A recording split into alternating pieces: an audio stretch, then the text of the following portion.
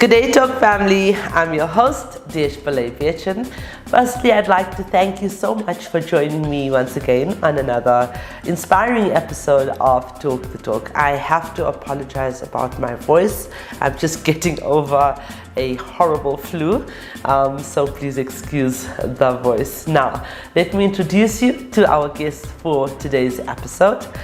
Get ready to rev your engines as I welcome a trailblazing force to our talk show.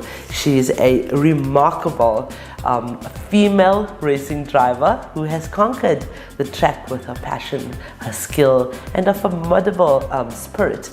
So buckle up and join me as I get to know her better and hopefully inspire others along the way. Now, Andrea is also a semi-finalist for the Motoring Woman of the Year Awards 2023. It's a new category we've introduced this year, and we do believe that women in motorsport should definitely get the recognition for being in a male-dominated field, or within the automotive field. So without further ado, let's welcome Andrea Raaths Duarte. I think I pronounced it right, but a racing driver for women in motorsport. And as always, this interview is proudly brought to you by 𝐬𝐶 Solutions, MFC, and 𝐬𝐤 by Nedbank.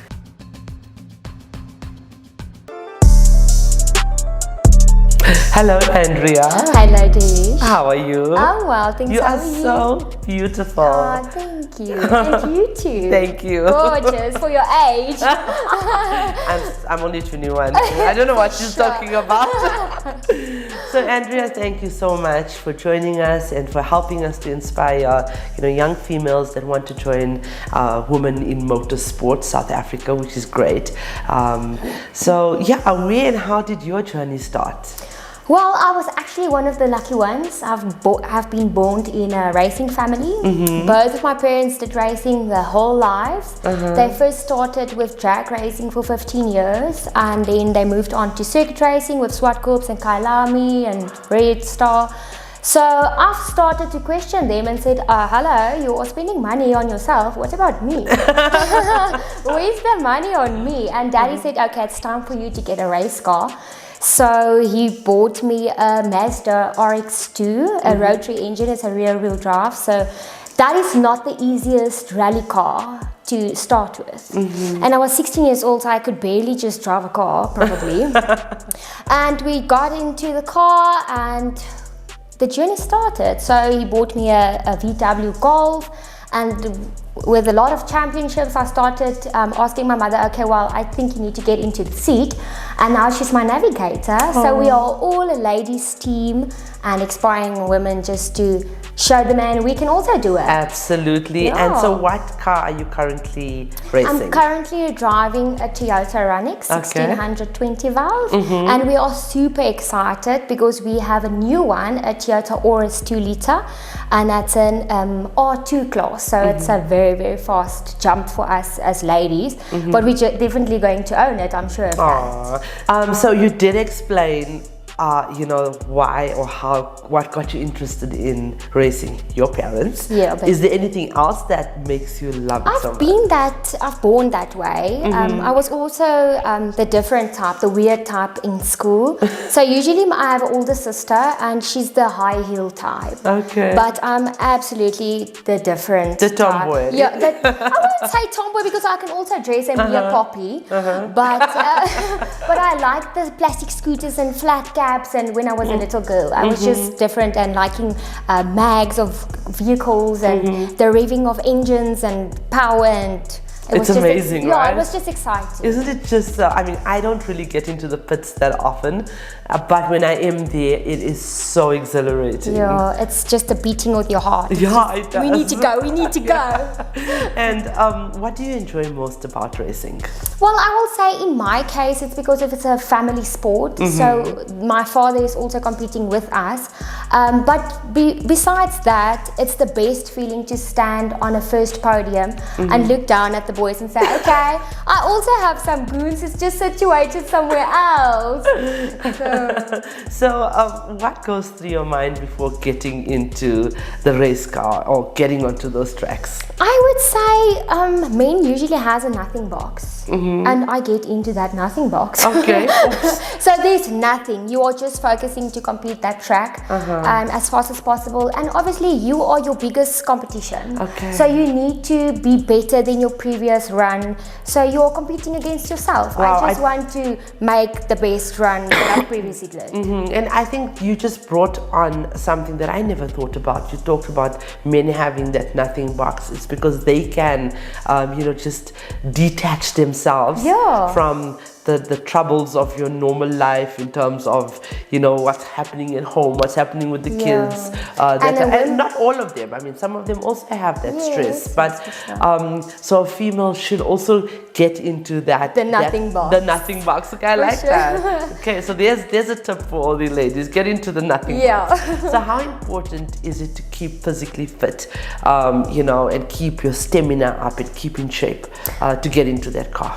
I would say realistic wise, you need to be fit, because if you have a fit body, you have a fit mind. Absolutely. But I would also say, so say for instance you are not in a tip-top shape, so then you feel this is not for you because you won't fit in the seat, or I still need to work on my body.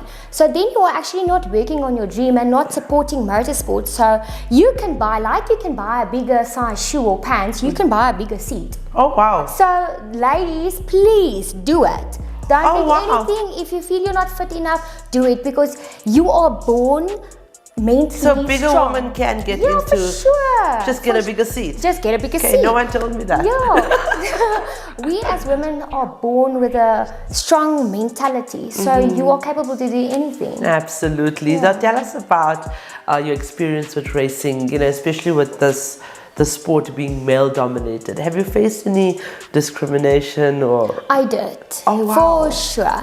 When I first started, it's the easiest thing. Men are so willing to assist you and, oh sweet, she's not even competition, let's just help her. Flat tire, they stop. Now that you're starting to get competition, they don't want to stop.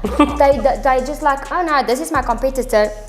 But that's what we want, right? In a way, that's what we want. So that is it's a nice feeling to see, okay, there you passed. Previously you have stopped, but it's fine. I will change this time. So it's absolutely a big honor to actually stand there and say, well, I can change the tire. I can run this race. I can show you I can also do it. They are also born with more strength than we are, but we can show them. We cannot be lured from the fact that they are. No, for sure not. But we are willing to, because of our dedication and motivation in our hearts that we are born with.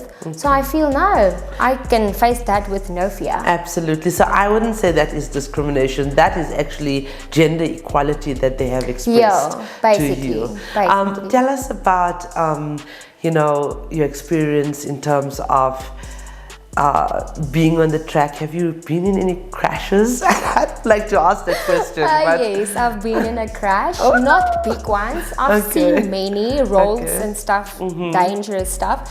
But myself, I've bumped into a tree. It's very hard. It's very hard. So I cracked my whole helmet and the roll cage moved.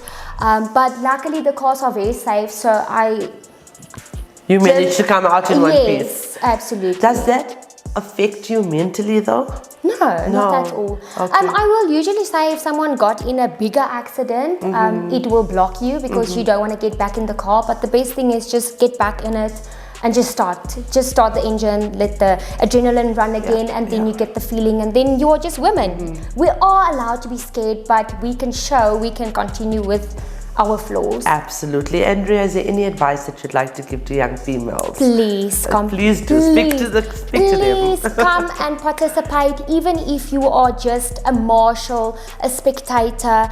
If you are a navigator, men need us in life. They need us to navigate us through life like a rally car. And the more we encounter ladies to come into the sport, the bigger it gets. So men like to watch at women and see, she's actually doing this well. So we're making it interesting for them as well. Absolutely. Well, Andrea, thank you for joining us. Congratulations on your nomination or your semi-finalist position. That alone is a huge accolade, huge achievement. Well done. Thank you so much. Thank you for the big opportunity. You're welcome.